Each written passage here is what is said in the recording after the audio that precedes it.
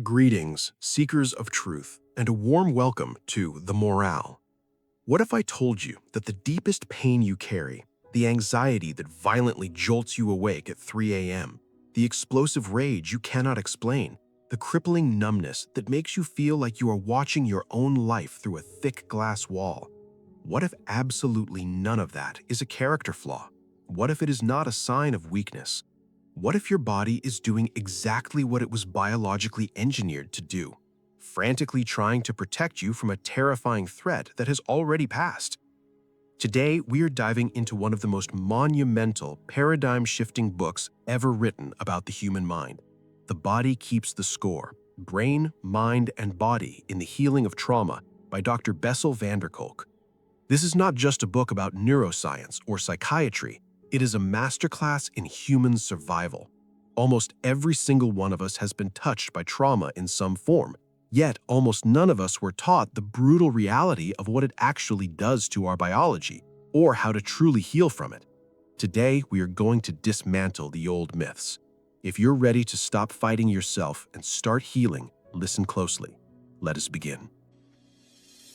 Part 1. The Rediscovery of Trauma. Chapter 1. Lessons from Vietnam Veterans. The story opens in the sweltering summer of 1978. Dr. Bessel van der Kolk has just started his very first day as a staff psychiatrist at the Boston Veterans Administration Clinic. He has barely hung a painting on his office wall when a large, disheveled man in a stained, wrinkled three-piece suit bursts through his door, tightly clutching a copy of Soldier of Fortune magazine. His name is Tom. Tom is a Vietnam veteran. Before the war, he had been a Marine platoon leader, athletic, fiercely intelligent, and deeply respected. He came home, utilized the GI Bill, graduated from law school, married his high school sweetheart, and had 2 sons. From the outside looking in, Tom had conquered the American dream. But on the inside, Tom felt like he was already dead. He spent every 4th of July hiding alone in a dark office because the sound of fireworks instantly teleported his brain back to the jungles of Vietnam. He suffered from horrific nightmares every single night, reliving the brutal ambush where his entire platoon was slaughtered. Around his wife and children, he felt a terrifying emotional numbness.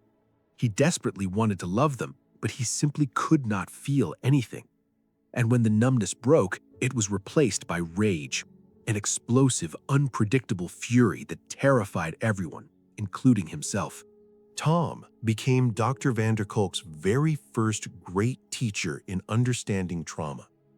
Over time, van der Kolk discovered that the waiting rooms of the VA clinic were packed with men who shared this exact same fractured existence: frozen faces, explosive outbursts, profound emotional distance, and a devastating inability to simply exist in the present moment. These men had survived horrors the average mind cannot even comprehend, and now they were hopelessly stuck in time, perpetually reliving the nightmare while the rest of their actual lives went completely unlived. Consider another powerful story from these early years: a veteran named Bill. Bill was a former combat medic who had returned home and was functioning perfectly well until the birth of his first child. The very first day his wife went back to work and left him alone with their newborn, the baby began to cry. Instantly, Bill was violently flooded with unstoppable, graphic images of burned and dying children in Vietnam. His colleagues at the VA assumed he had gone psychotic. But van der Kolk recognized a different, chilling truth. This man is suffering from memories. To understand why these veterans were so hopelessly trapped, van der Kolk began studying their Rorschach tests, inkblot tests. What he uncovered rewrote the rules of psychology.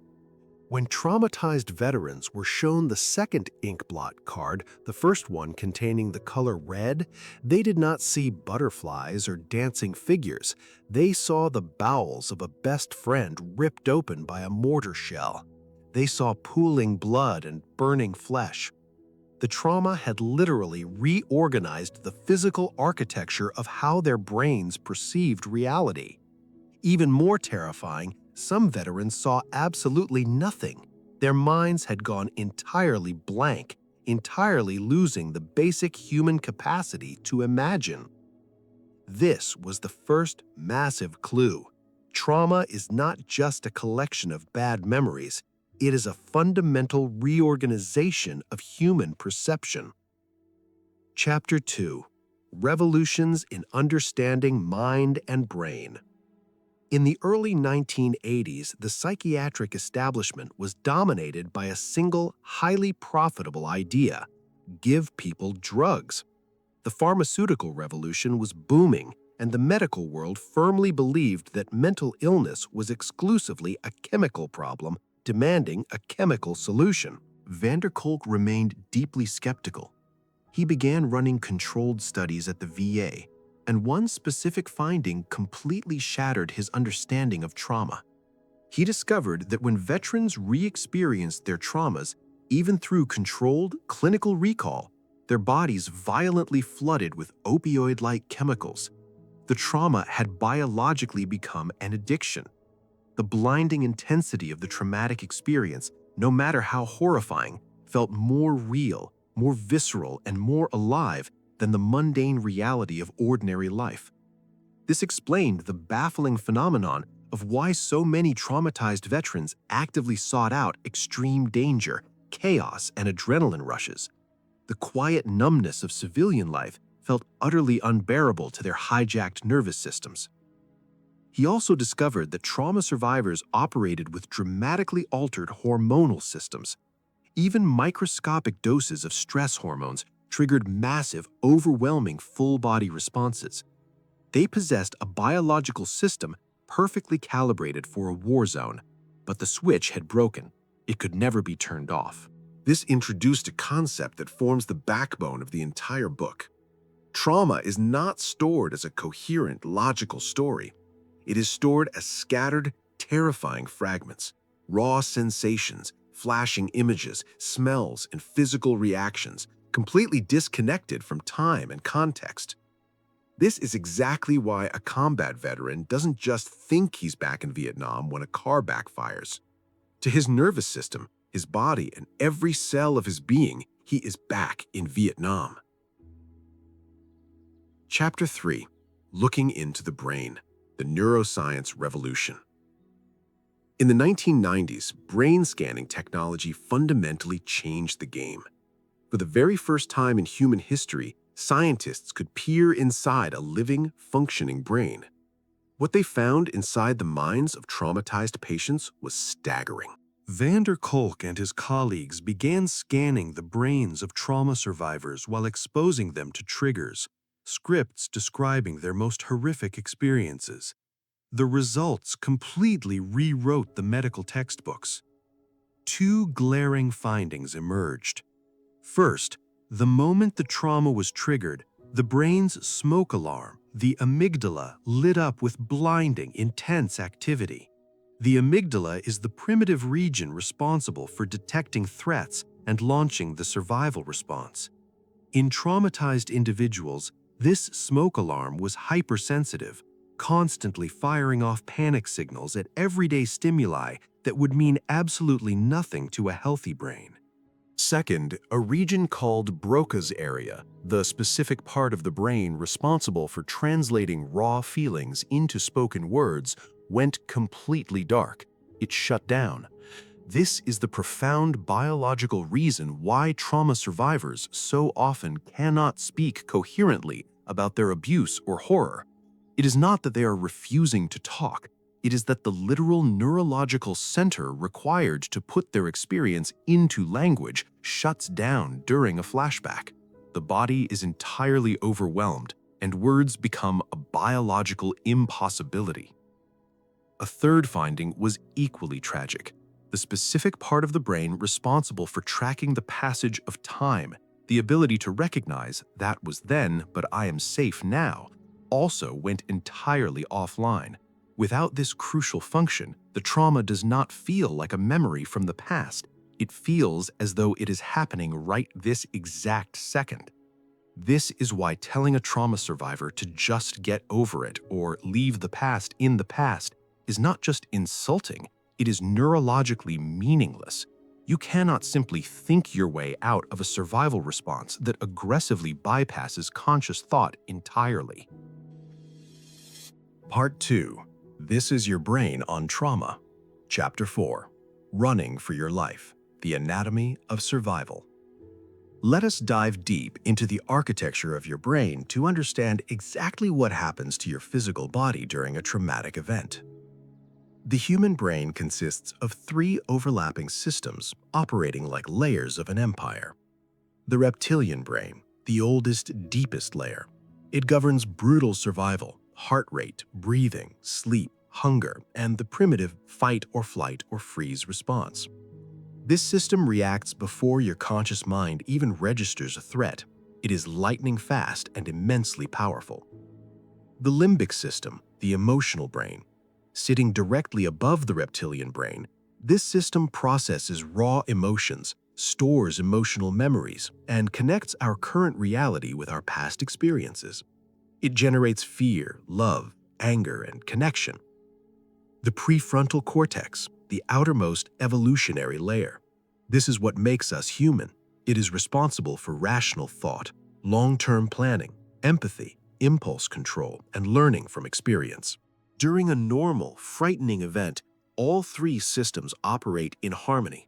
The reptilian alarm fires, the body mobilizes to escape, and once the threat is neutralized, the rational prefrontal cortex comes back online, signaling the body to stand down and return to baseline. But during trauma, especially chronic, inescapable trauma, this entire process catastrophically breaks down. The survival system is permanently hijacked.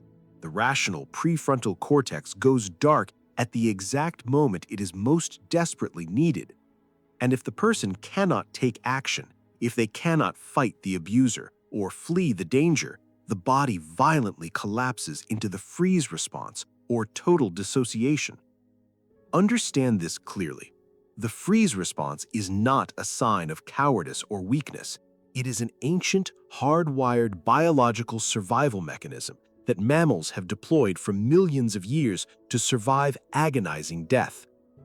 The most critical insight is this: the body keeps the score. Every traumatic experience leaves a deep physical imprint.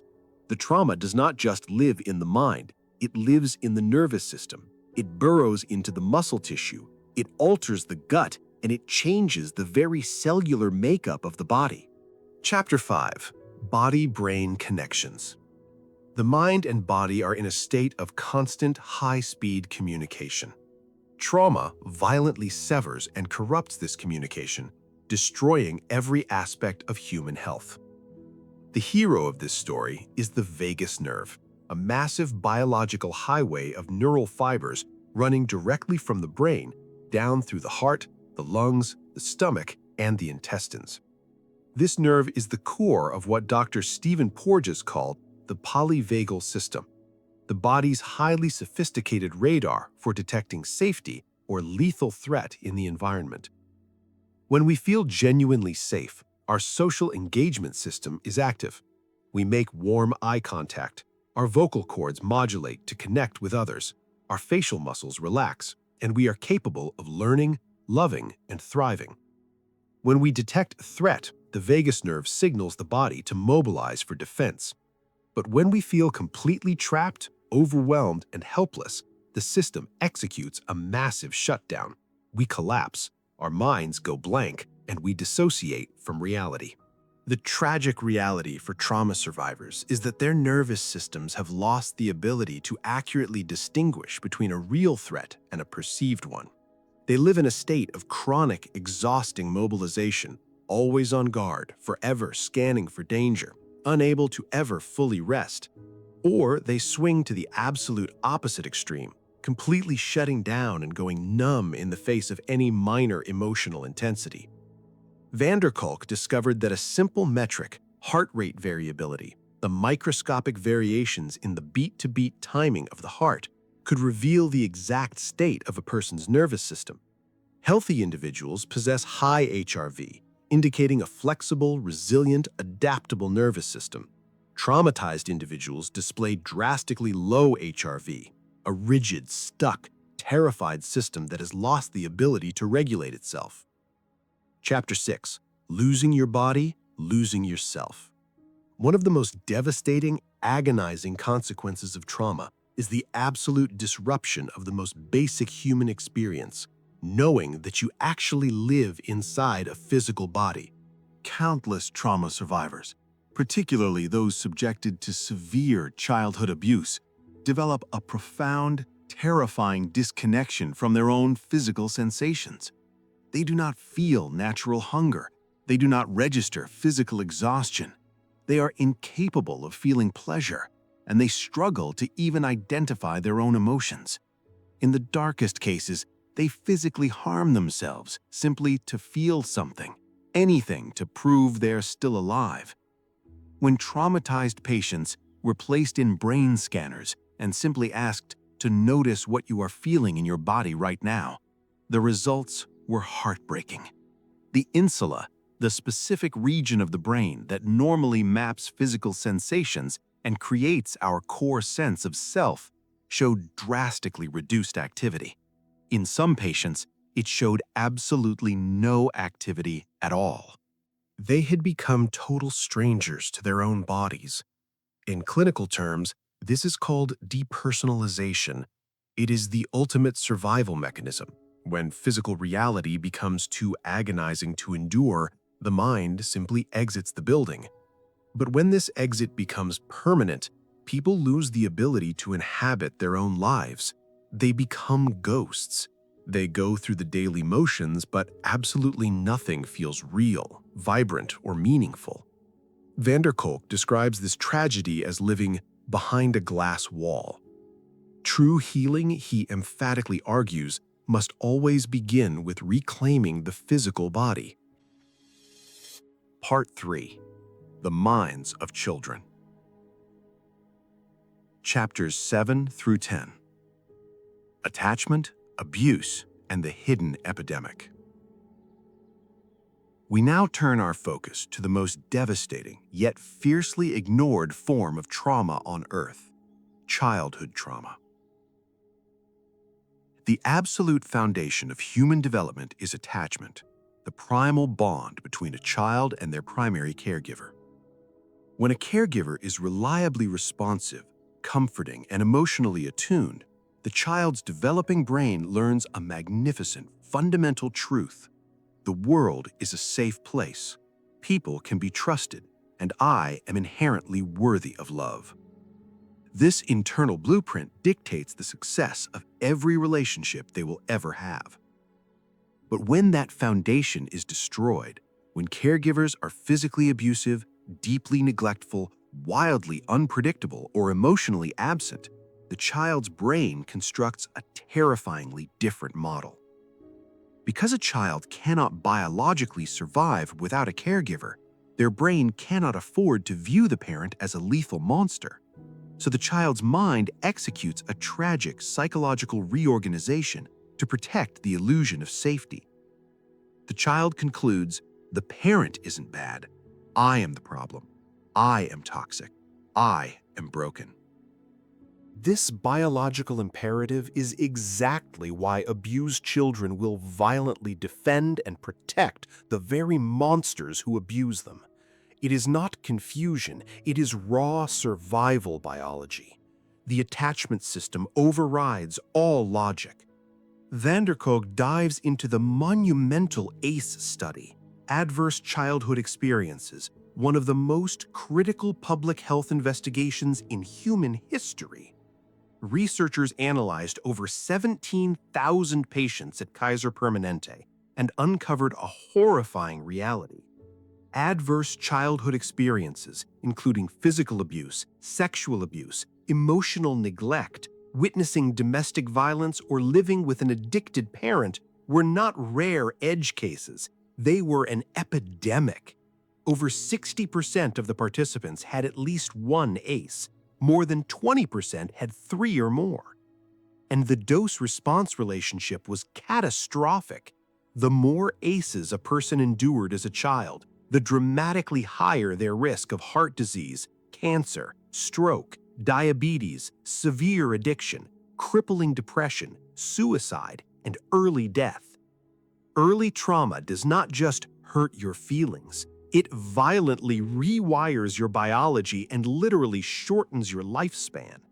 Van der Kolk coined the term developmental trauma disorder to capture what happens to children whose very neurological development unfolds in a toxic environment of chronic threat, deep betrayal, and relentless chaos. Part 4. The Imprint of Trauma. Chapters 11 and 12.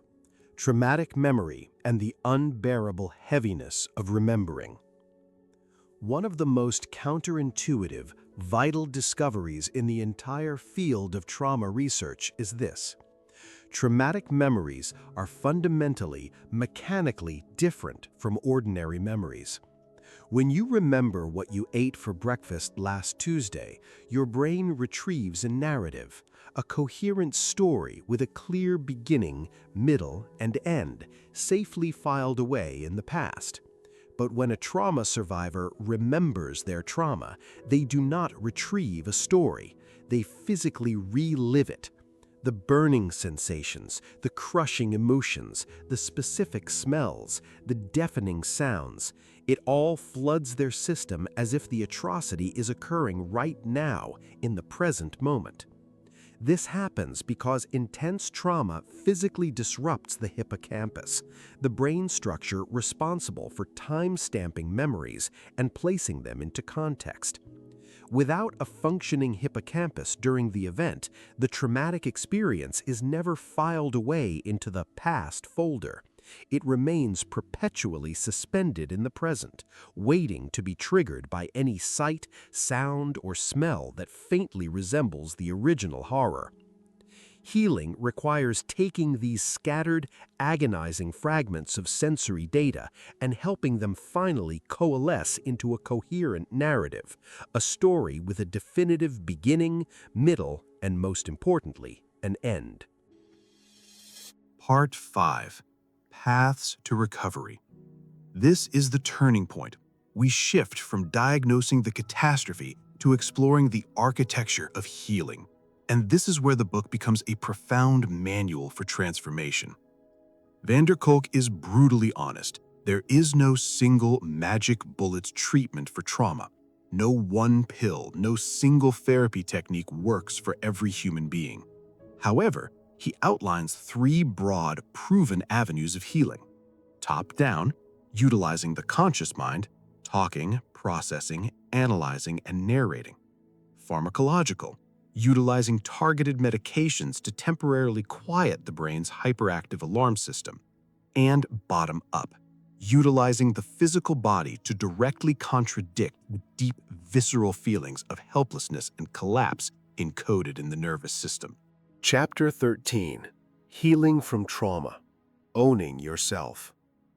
Before prescribing specific treatments, Van der Kolk defines what true healing actually looks like. Healing is not the magical elimination of all pain. It is not the erasure of your memories. True healing is the majestic ability to live fully, vibrantly, and securely in the present moment, to become the undisputed author of your own life rather than remaining a helpless prisoner of your past. 3 absolute conditions are mandatory for trauma recovery. Safety. The brain absolutely cannot and will not process trauma if it believes it is currently in danger. Establishing ironclad physical and emotional safety, both in the therapy room and inside one's own skin, is the non-negotiable prerequisite for everything else. Remembrance and mourning. The trauma must be acknowledged, deeply felt, and grieved. This does not mean wallowing in endless victimhood. It means looking the beast in the eye and giving the pain its proper, contained place in the grand story of your life. Reconnection. Trauma breeds supreme isolation. Recovery demands reconnection. Reconnecting to the physical body, to other human beings, to a community, and to a higher meaning. Chapter 14: Language, Miracle, and Tyranny. Language is one of the greatest healing tools humanity possesses, but it is also severely limited. James Pennebaker's landmark research demonstrated that physically writing about traumatic experiences, specifically combining the cold facts of the event with a deep exploration of the raw emotions, produced staggering, measurable health benefits. People who engaged in this deep writing made 50% fewer visits to doctors in the following months. Their immune systems strengthened, their baseline moods elevated. But van der Kolk acknowledges the tyranny of language. For many survivors, putting the horror into words is biologically impossible because the trauma occurred at a level far deeper than language, in the visceral body or during a pre-verbal stage of infancy. Pushing a survivor to aggressively recount the gruesome details of an event they are not neurologically prepared to process can violently re-traumatize them. The master skill in therapy is pendulation, the art of moving gently back and forth between exploring the trauma and retreating to safety.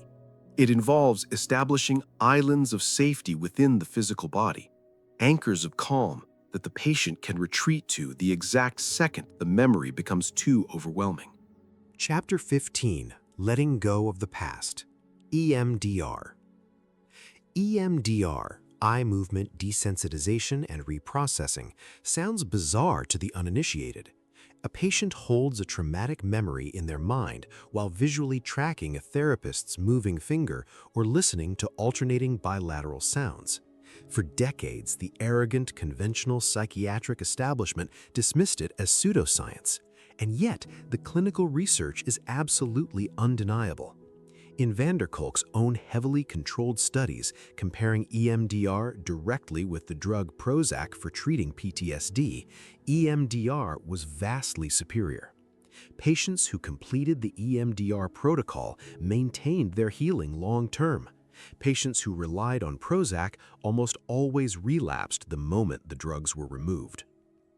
The underlying theory of EMDR points to the brain's natural memory consolidation process during REM, rapid eye movement, sleep. During REM sleep, the brain processes the chaos of the day and integrates it into long-term storage.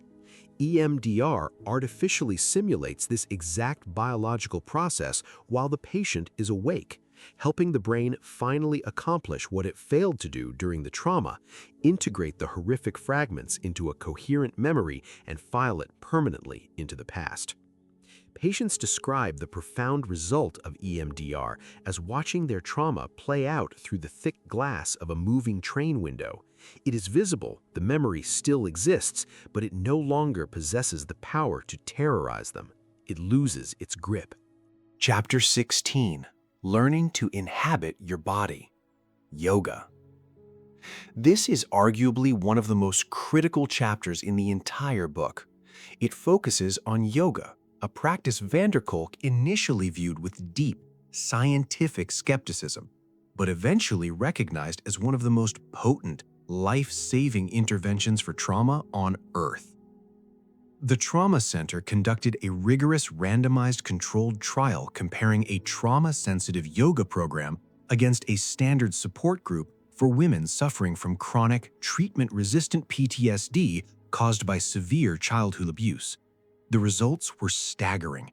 The yoga group demonstrated massive, undeniable improvements, not just in their PTSD symptoms, but in their raw body awareness, their self-compassion, and their ability to tolerate physical sensations.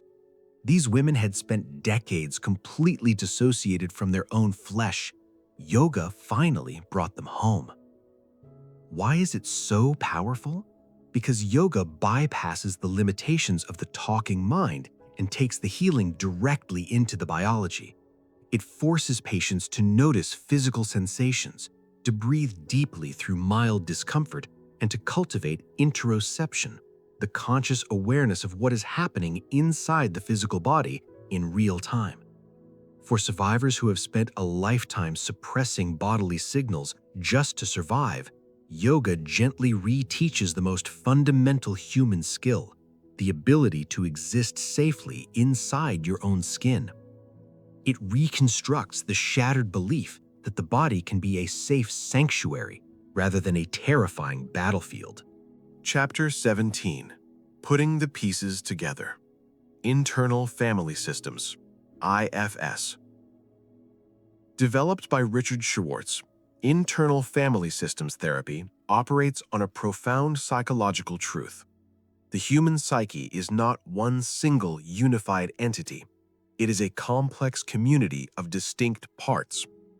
In the IFS model, the destructive behaviors that trauma survivors exhibit, the explosive rage, the brutal self-criticism, the suicidal depression, the compulsive addictions, are not viewed as diseases or pathologies. They are deeply misunderstood parts of the self that took on extreme protective roles during moments of unbearable trauma. The part that completely shuts down your emotions is desperately trying to prevent psychological devastation. The part that self-harms is desperately trying to regain a sense of physical control. The part that is perpetually, violently angry is acting as a relentless bodyguard to prevent future abuse. Beneath all of these exhausted, warring protective parts, IFS proposes that every human being possesses a core self, an indestructible center of calm, curiosity, clarity, and deep compassion. Trauma never destroys the self. It merely obscures it behind walls of pain. Healing in IFS does not mean going to war with your dark parts or trying to suppress them. It involves approaching these protectors with immense compassion, understanding their noble intent, and gently proving to them that the core self is now strong enough to lead. Once they trust the self, these exhausted protective parts can finally retire from their grueling jobs. This model perfectly aligns with neuroscience, giving survivors a brilliant map to bring the warring factions of their mind into total harmony. Chapter 18. Filling in the holes, creating structures. Severe trauma, particularly during developmental years, often leaves individuals completely devoid of the fundamental internal structures required to function in society. The ability to plan for the future, the capacity to tolerate minor frustrations, the skill to regulate heavy emotions, and the ability to maintain a consistent identity. Van der Kolk explores magnificent experiential approaches such as equine or horse therapy, specialized theater programs, and community interventions that help traumatized youth rebuild these missing structures. You cannot simply sit in a sterile room and tell a traumatized teenager how to trust humanity. You must create visceral, physical experiences where trust is earned, tested, and honored over and over again until the damaged nervous system finally absorbs the lesson that words alone could never teach. Chapter 19. Rewiring the Brain. Neurofeedback. Neurofeedback sounds like futuristic science fiction, but it is hard, proven science. It involves placing precise electrical sensors on a patient's scalp to measure real-time brainwave activity. The patient is then provided with immediate visual or auditory feedback, often through a video game interface, that trains the brain to consciously shift its own electrical firing patterns. The traumatized brain is chronically stuck in toxic electrical loops. It exhibits an excess of slow brain waves in regions responsible for calm self-awareness and a massive excess of high-frequency waves in the regions responsible for hypervigilance and panic. Neurofeedback acts as a gym for the brain, training it to normalize these chaotic patterns. The results are profound and permanent.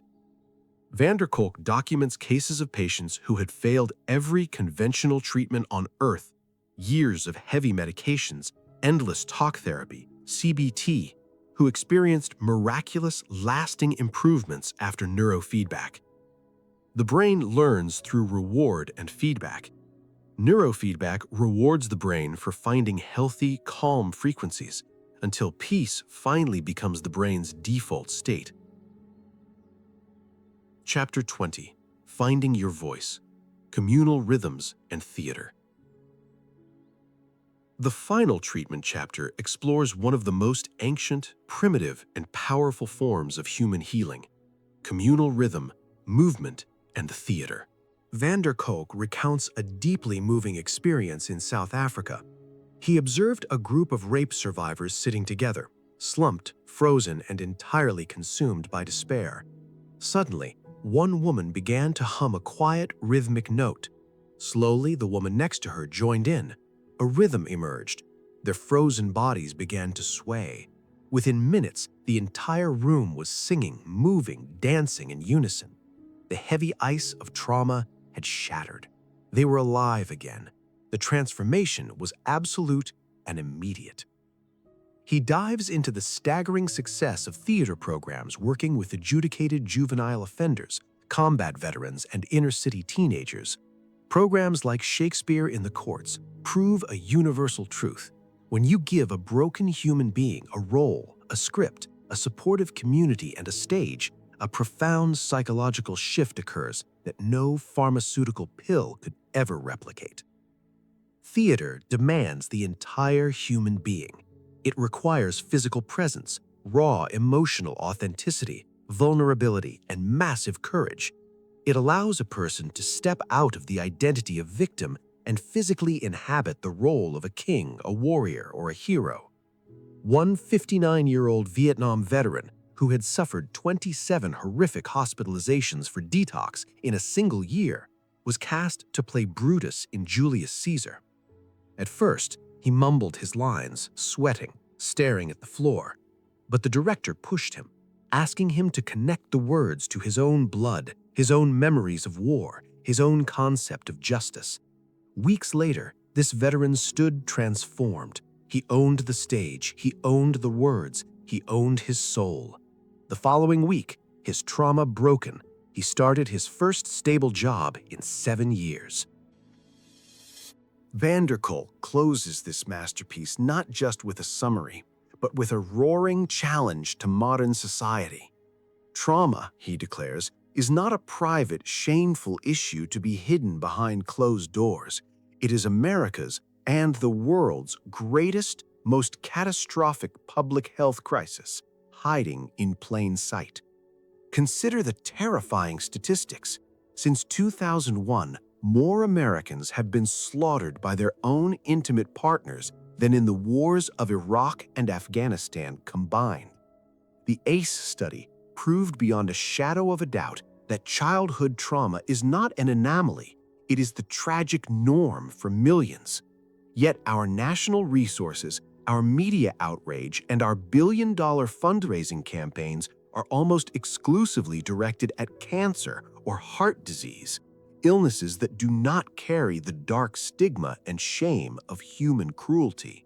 We look away from the fact that child abuse and extreme neglect are the single most preventable causes of mental illness on the planet.